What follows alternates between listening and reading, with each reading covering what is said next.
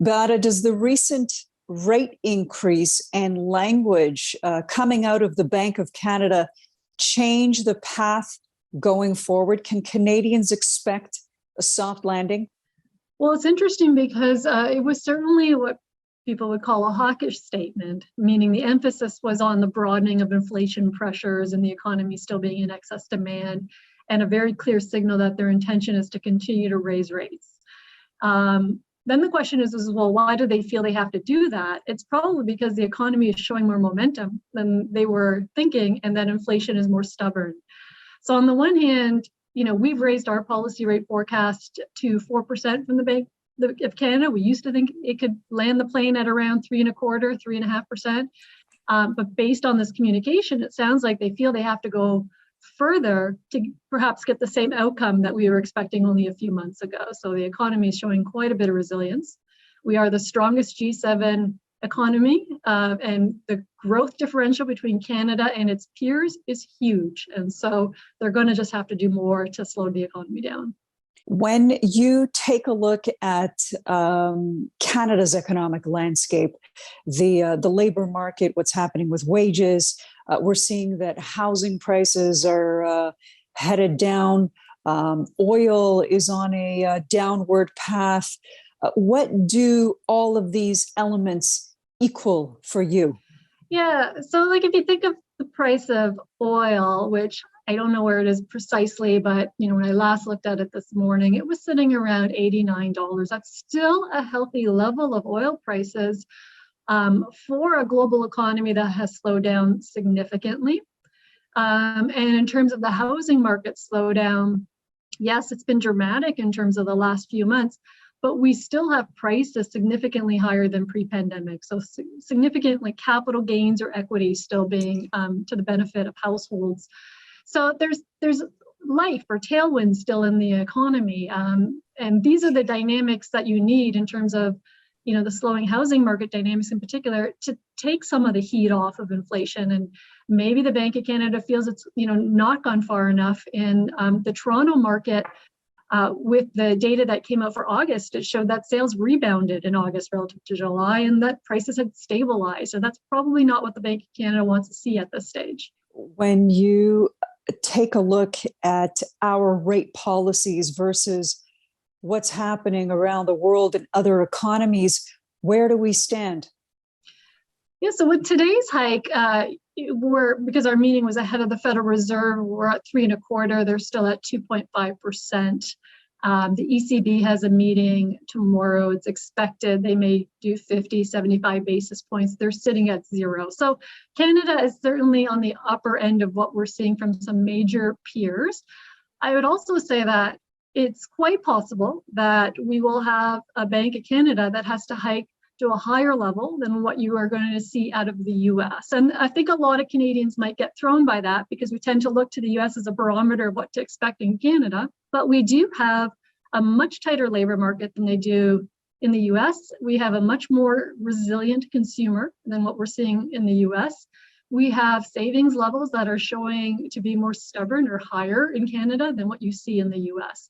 And so all of this suggests that we may end up with a policy rate in Canada when all is said and done, whenever they get to that end point, that could be slightly higher than what you might expect in the US. And that hasn't happened in a while. That could be on net slightly currency positive for the Canadian dollar, but something that may not materialize to around the fourth quarter. Let's get into the dollar and let's talk about currency implications, not just for the Canadian dollar, but I guess the US and the euro, the yen. Yeah, so in terms of the US dollar is just driving the bus globally. They, in terms of what's working in their favor, when there is high risk sentiment in the economy, that tends to favor, everybody runs to the safe haven, and that is the US dollar. And so that means with all the troubles going on in the Eurozone with energy scarcity, much weaker economy, we've seen the US dollar benefit. Although Canada is holding its own, at the end of the day, it's a small open economy. And so relative to the US dollar, it's been relatively stable compared to what you see in Europe and the pound, but it hasn't been able to really make up ground, especially when oil prices were sitting at over $100, we were expecting you might see a stronger Canadian dollar, and that didn't materialize. And that's largely because it's really a US dollar story that's playing out.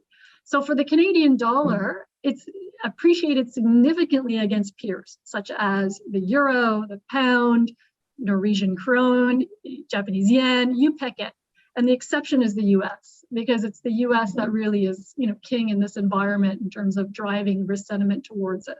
Let's continue to go around the world.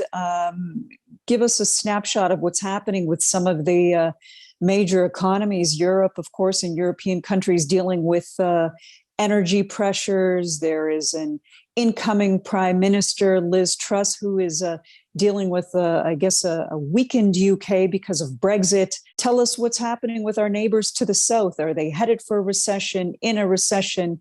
How do you see it? Yeah, well, in terms of the UK, the Bank of England itself has predicted a recession.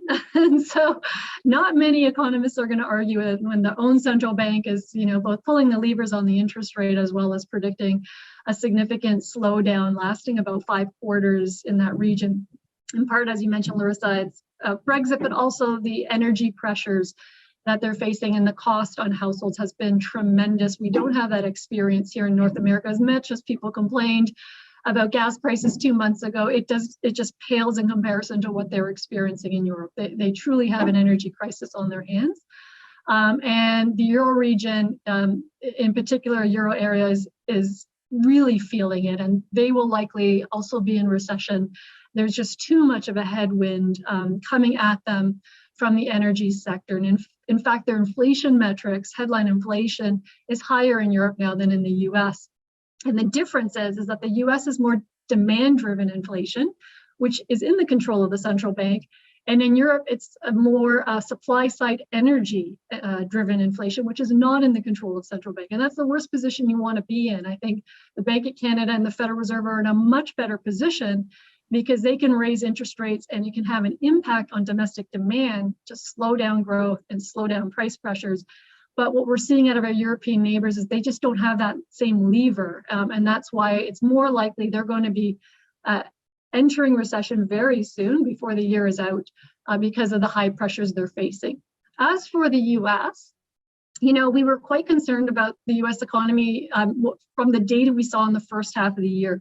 The consumer significantly slowed down, and we were not expecting it that early in the game, given they had a lot of excess savings built in. High gas prices, high inflation really caused consumers to put the brake on. But we're now seeing in the third quarter, momentum is picking back up as gas prices have retreated.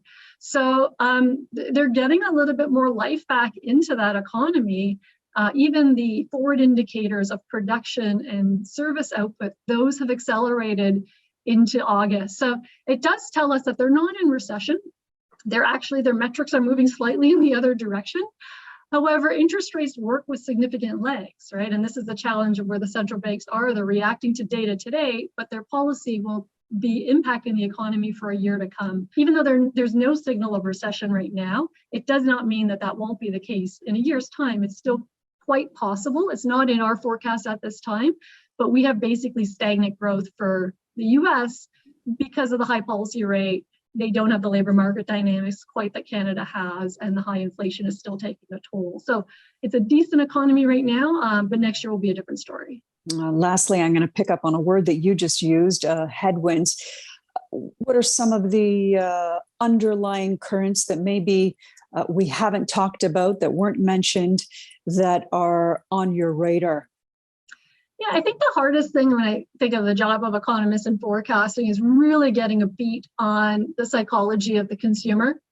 We have had a long period of high inflation, and although Canadians have not responded in the consumption patterns to it, like we've seen in the US, they haven't pulled back the spending as much as we've seen in the US.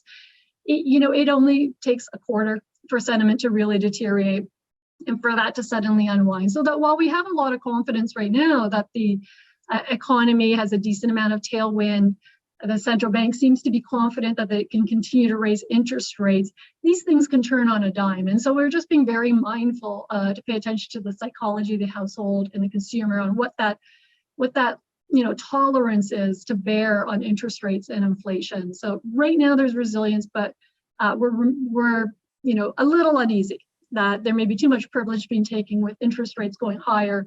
And we could end up in a negative situation early next year. So that's our concern. It's not materializing in the data.